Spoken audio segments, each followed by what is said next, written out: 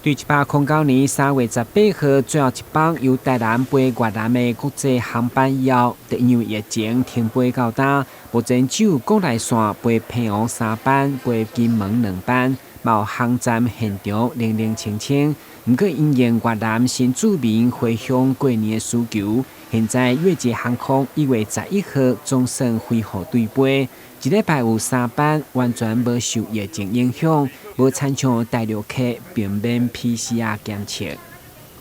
那目前规划是1周3班，每周1、3、5一个对飞。目前的航班的时间是下午4点45分，从胡志明抵达台南。那台南这边的话是5点45分起飞，到胡志明这边。那过去在这将近3年的防疫期间，台南航空站除了积极的配合各方做防疫的准备以外，那我们在硬体设施方面也做了一些的增进，包含我们整个出境跟入境的厕所还有大厅的厕所，还有我们国内线到站的厕所都做了一番的整修。那希望带给旅客一个舒适，一个良好的一个如厕的环境。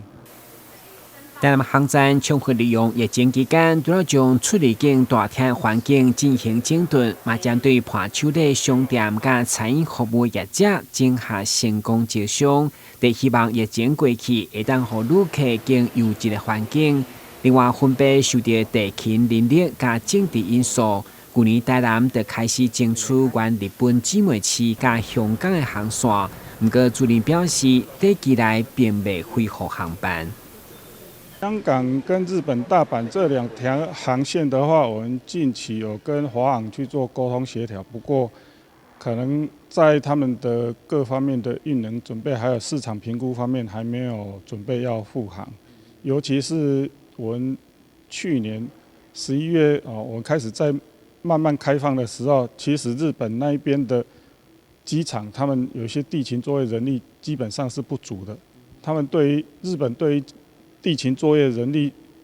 的训练要求，往往是以